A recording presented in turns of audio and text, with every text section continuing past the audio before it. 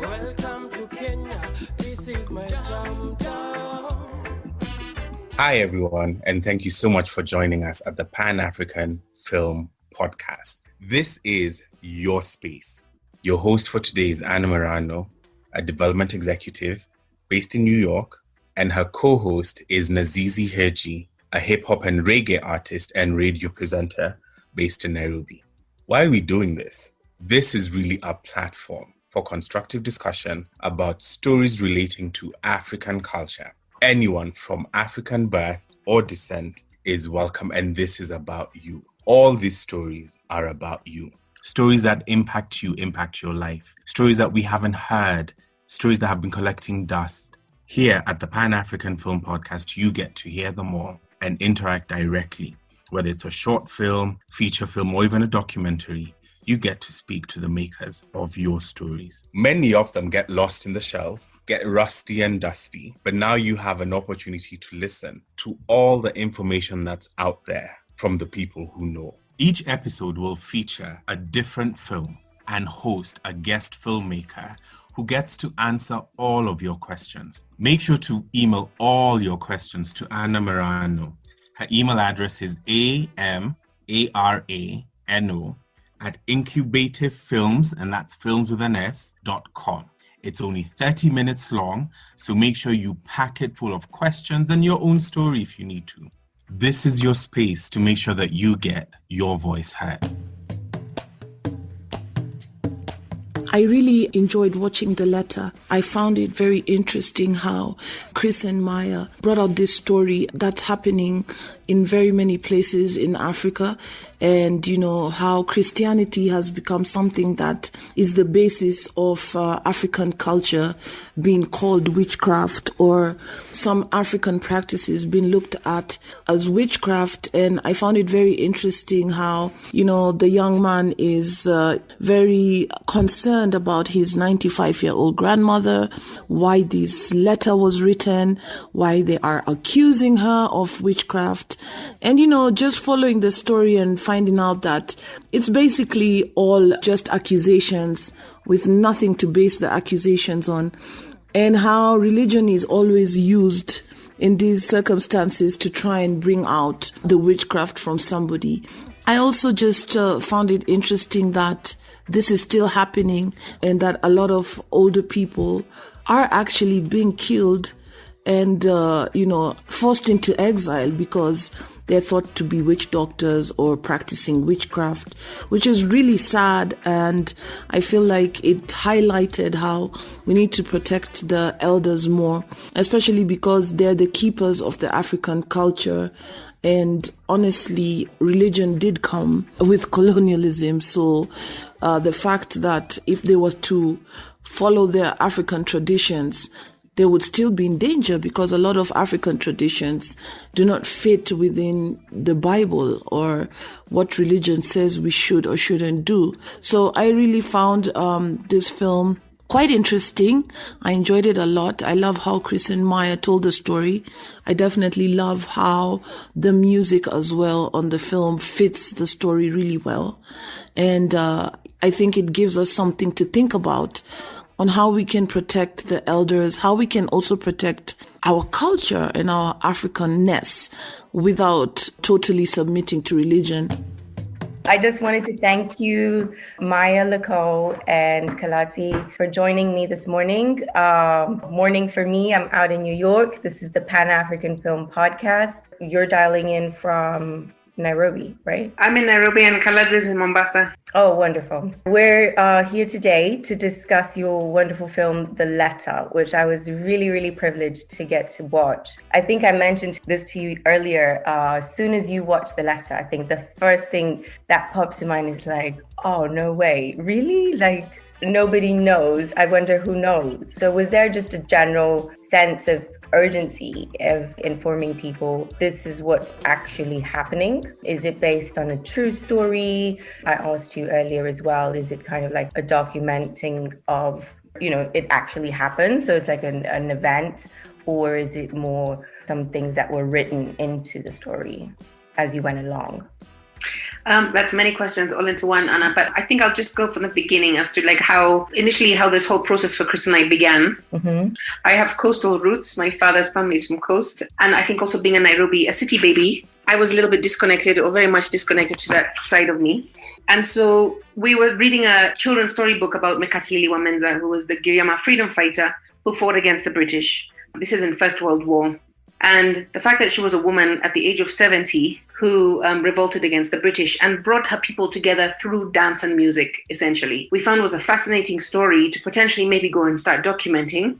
And so from being a musician and filmmaker background, and also because she's also from my same area, so I'm from her area, like we felt that was an important story to essentially go and try and document, because there was not much that was documented about her. So Chris and I essentially spent like 2 years filming a lot of cultural events, understanding her story, having a lot of interviews with a lot of elders.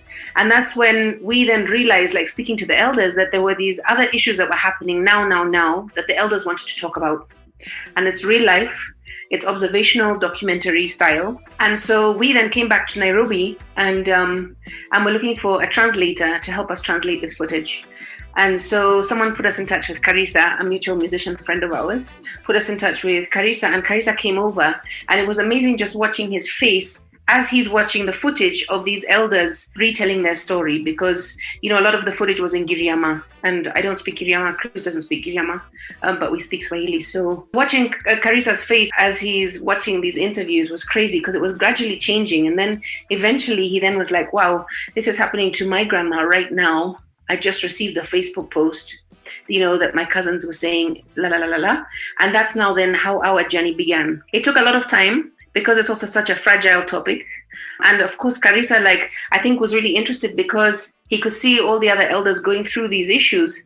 At the same time, because it's talking about his own grandma, of course, there were a couple of reservations at the beginning. So we just had to work slowly, gain each other's trust, figure out the situation. And then he then like took us back to meet his nyanya, his grandma. And that's essentially where our relationship and journey for the next 4 years began together. Wow, 4 years. Yeah, that's quite a long journey. Karisa, how do you feel about telling your story to the world and that journey over the 4 years? Can you share what it's like now that you see it and people can actually watch what's going on? Has that made a change to your family personally? So first of all, I'd like to thank you very much for hosting us here. Honestly, it has made me go back to my roots, this journey, because I used to be a city boy, city life. My roots attached to my grandmother was not so close that much, as in since I was a child. But working on this film has made me also get to my roots, because my relationship with my grandmother before she died, because she died last year. At least these last moments that I had with her, it was during the filming. Also, it made me, there's some secrets which she had also about our home there, about land, making the will, inheritance of the families. I wouldn't have known if I wouldn't have gone to grandma. Many things I've learned and many things have made me go back to my culture and know more about it. The film has made me like go into my roots deep, and also my family. You know, we had diplomacy in our issue about the and also about my grandmother. Showing other people the film, like the Impact Project, it has made other families, they are like, this grandmother was a good person. If our families can check on how this family used on how to settle their disputes, they use our family as a for example of change in their disputes also. So that is one thing that it has really brought some inspiration to me and also to other fellow youths, because I came to find out that it's not all youths that go home to spend time with their grandmother in these modern times, because the love between me and her was a good relationship we had together. Yes. Can I just add to what Karisa is saying?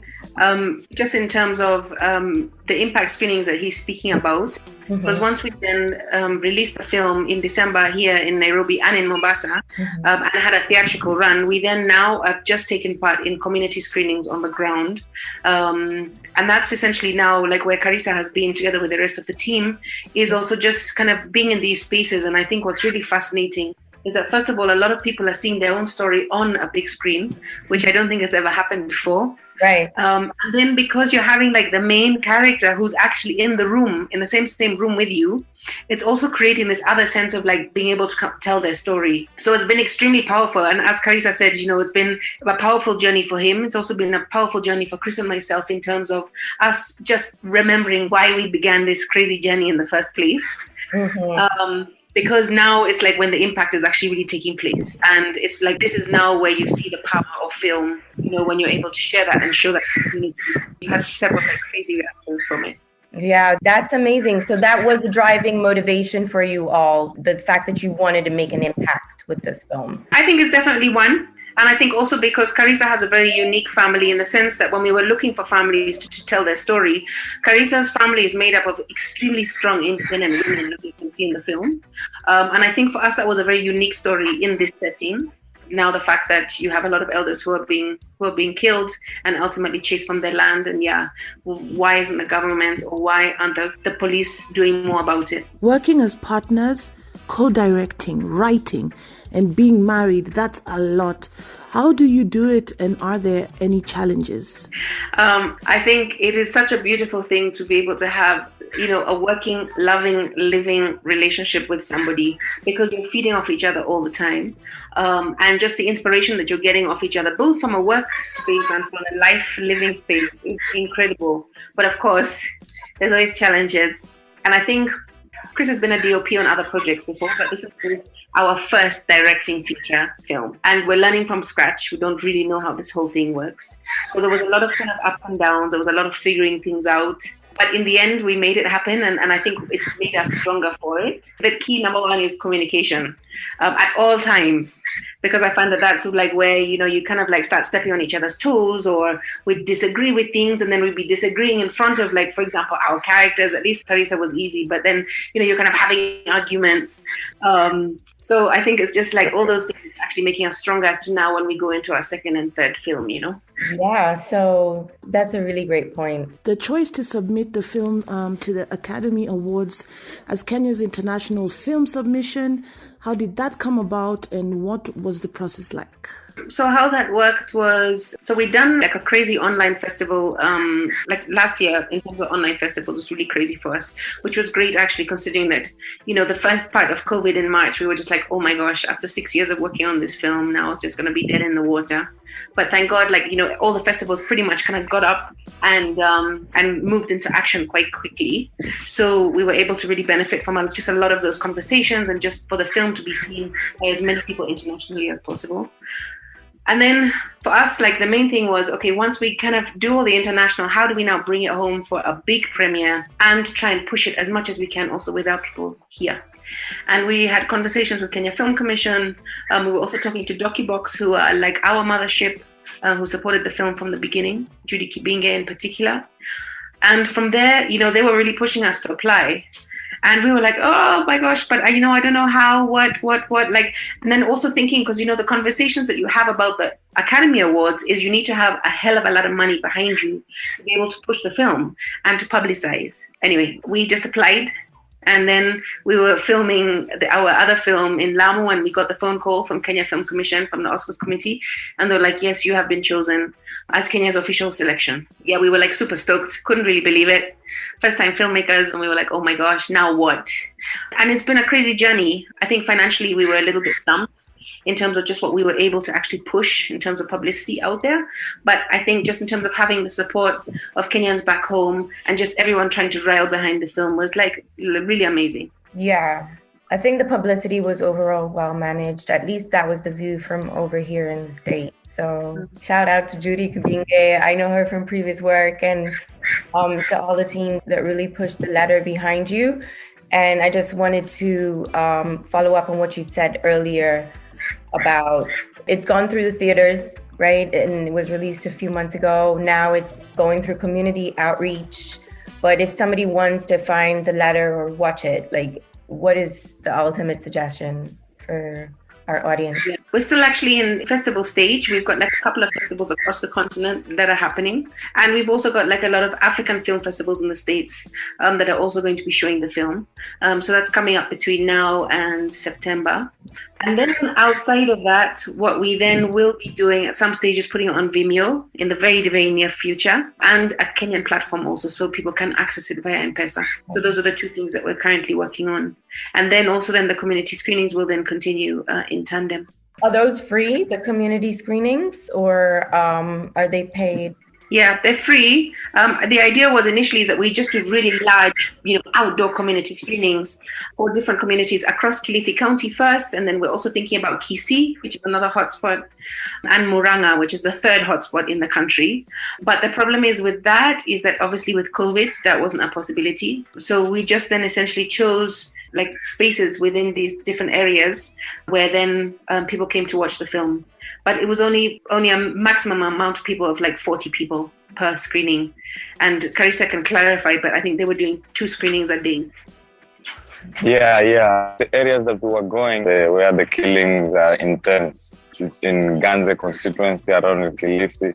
So we have 2 screenings with the youth and the women. So we had 2 screenings per day. It was really inspiring and also motivating because the people are participating. So after the screening, we have a discussion whereby we ask them questions like, is this happening in your places? How can we get a solution to stop this killing? After that, they decide they will work on the work plan, and also like the village elders and the youth and the women, they make like a committee whereby they decide to be following up these issues. Because it came out that some of the assassins who usually do this, they are known in the community, and people don't want to share their names because they're afraid of the systems in the police, in the investigation. But it's the community that are trying to find the solution. That's wonderful. It's really shocking, honestly, is the word I would use for the letter. Yeah. It's really shocking. It's heartwarming. It's a beautiful film. Yeah, the final question I wanted to ask is around music. Music, it has such an important place in this story. How did you balance the musically creative process and the filmmaking one? I mean, for me, it was quite natural, because we'd already been spending a lot of time on the coast and learning different musical and kind of dances, and there was a lot of inspiration musically. And so then also spending time with Karisa, we would have little jam sessions. And then actually the first song that I do record at the beginning is actually a children's song that Karisa is the one who taught me the song, and it's much faster. So for me, I was experimenting, how do I really slow it down? How do I sing it at a kind of a different pitch? And then also just with my little instruments, I was like reversing the vocals behind me just to create some sort of a bed vocally and instrumentally. So balancing it all was quite easy, and it was quite natural. I think in terms of the time of you're figuring out okay, you need to fundraise, you need to keep directing, you need to go and shoot, all those things, of course, yes. I kept the soundtrack quite simple because of the fact of also trying to balance the other side. But I also feel like the simplicity of it also brought up a lot more emotion through the different scenes that I put music in. And I'd never composed for a film before, so it was the first time. And I really, really enjoyed the process, working together with this Canadian co-composer called Ken Meir, who also taught me really a lot of things. And I'm looking forward to doing more score composition as time goes by. Really, that's awesome. That's awesome to hear. It's really like a very niche and specific part of film, but to me, it's really important. So that's beautiful that you were able to balance that. Do you consider yourself more a musician? Would you say, is Karisa's same question to you after? Okay. I think that's such a hard question. It's funny because definitely over these however many 15 years or whatever it is that I've been doing music professionally, I definitely call myself a musician. I've always been one of those musicians where I like performing, but I'm actually really scared of the stage, and I'm really scared of performing. And I'm actually quite an introvert. So I feel like now being able to do the film side of things, I love it so much more because I'm directing, and also I'm behind the camera, and I'm actually also able to get all these questions out of people. And I'm really enjoying that more at the moment. And then, potentially then composing, as I mentioned, for score. But I'm much preferring this process as a filmmaker. So that hasn't answered your question, but Yes. What I can add to that, in music, you have to rehearse, you have to look for the shows, you have to look for people to back you up. But in filming, to me, what I've found out is like, you just have to be real. It's not acting, it's a real story. But in music, sometimes it's like, you have to know how to speak. Sometimes you are shy in front of the people, but it's just in front of the camera. It's a change, but it's nice doing music and also filming. I think it's a good thing also. Are you going, or are you actively involved in the community screenings, Karisa? Is that what you're going to keep doing for a while? Yeah, because many people are giving me the inspiration. We need to find out more, because the more we go into finding out, the more deeper we are still digging and still finding the truth. It's also interesting, and also it's inspirational to still find out more about my community. And the thing is also, they're killing elders, and also it's time also I'll be an elder. All of us are going to get old, and if we don't find a solution to this thing, we're also going to get killed, because if we don't try to change right now, we are going to be hacked also, because we're going to get old and get white hair. Because most of these people who are killing the elders just because of an excuse, some of them are idle, they just want to get the land and sell. So there's so many issues, and I think it's high time that we look for change right now, because if we wait for another time, we might also get hacked also. You never know what will come out. Yeah, so it's really making me find out about change. Right. I just want to add also, like, I think for example, like what we've been doing now is like trying to find funding for the impact community screenings. And we have somebody who's now helping us kind of manage all of that called Sarah Malia, who's been really amazing. But for us, it was really important also to have Karisa involved in all of these conversations, because it completely changes, as I mentioned kind of earlier, in terms of how people are reacting to themselves, to their stories, and to the film when they see him in the room. So it's very important for us to have him at all the community screenings. Yeah, I can imagine. That's why I'm actually pretty shocked to see how far, you're still going with the message, because, somebody coming there and saying, yeah, I've been through this, me.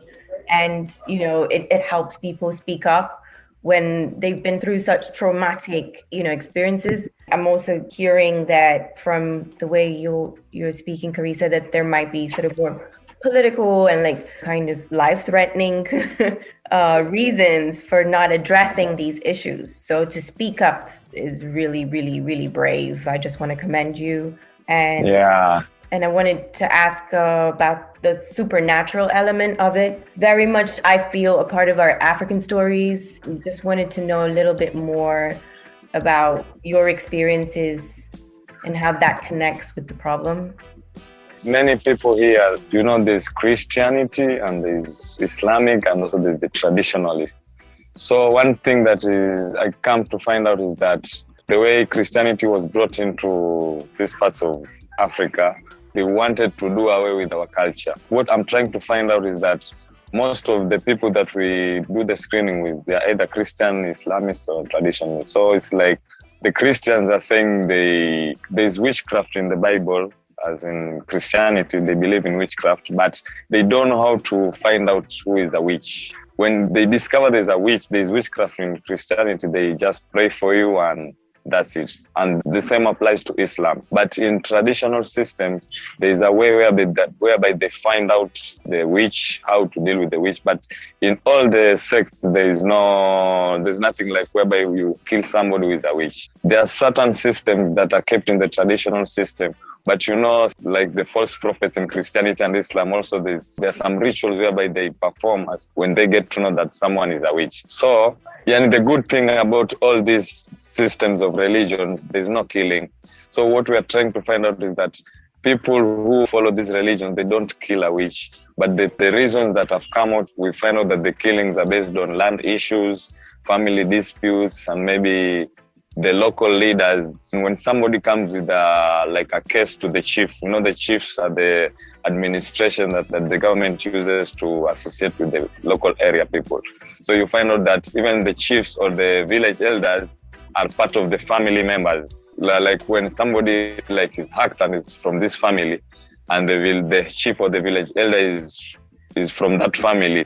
So you find out that you can't say that my cousin is the one who killed his grandfather, because that person will be taken to jail. So it's like people don't want to share out who did this. So these are the things which are coming out from the screenings and from the discussions that we're having with the people around. Can I just also add to that a little bit, Anna, is just also in terms of, as Kalaze says, it's really about the religion. And Mekatilili Mwamenza, the freedom fighter I was telling you about initially, was also portrayed as a witch by the British and by the missionary. Yeah. And so I feel like also like kind of the, colonialism also, like when the missionaries first arrived, they also were trying to get people into their churches, and also saying that anything that's traditional is devil worship. So since that time, there's been a breakdown to today where people are not respecting traditional belief. And that's really causing a big problem, because as Kalaze says also is that there's like certain ways that can deal with potential witchcraft or whatever you want to call it. And that's through the elders, and that's through the, you go to these kind of elders meetings, and then they have their specific ways that they deal with these things. And because that's now been broken down, the respect of elders is also completely shifted. There's like this limbo space where guys don't really know how to deal with it. Yeah. Yes.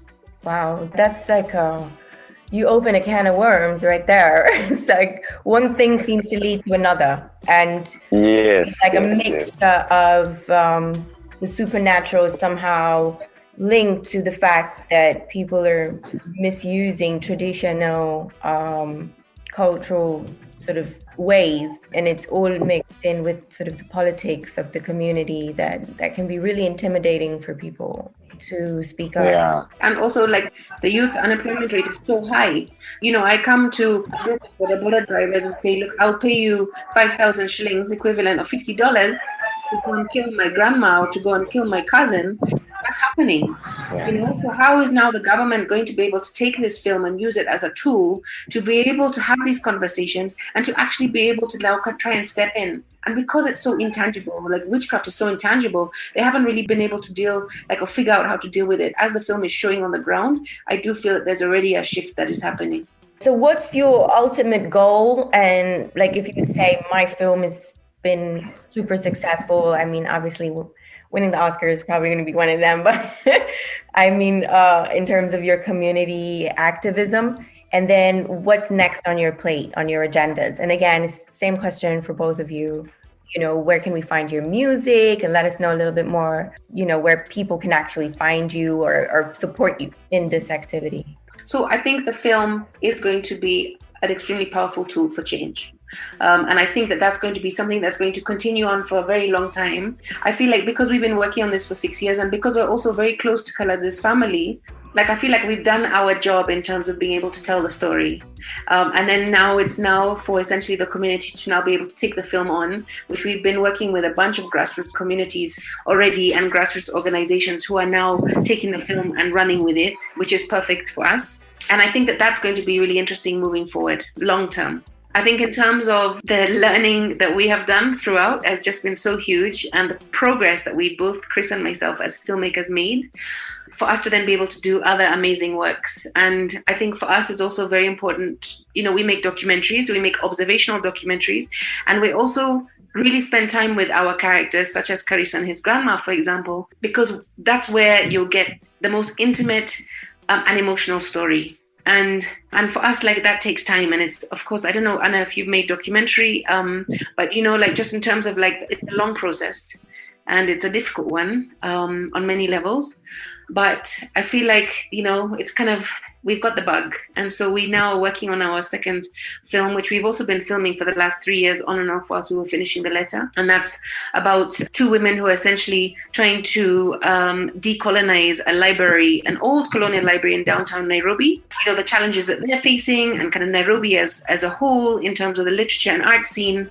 And it's been really interesting. So that's our next film, hopefully, which we'll release in 2022. One other, which is a very interesting one, which I don't know if I can get into too much detail at the moment, which is also on the cards. So that's kind of the film space. And then from the music space, I'm on Spotify and Apple Music and iTunes under Maia and the Big Sky, which is my band name. But the soundtrack is under Maia Lekow. A little bit confusing, I know, but that's essentially, yeah. No, that's awesome. If you just spell it out for the listeners, that's Maia, and then Lekow is Lekow. Is that right? Okay. Correct. Yeah. And for you, Karisa? Yeah, honestly, being on the ground now and being on the community screenings, now we are having a small bits of people that we are doing the screening because of the COVID, because we are doing it in specific areas. Other elders and other people have been asking, when are you going to come to have the screenings in our areas also?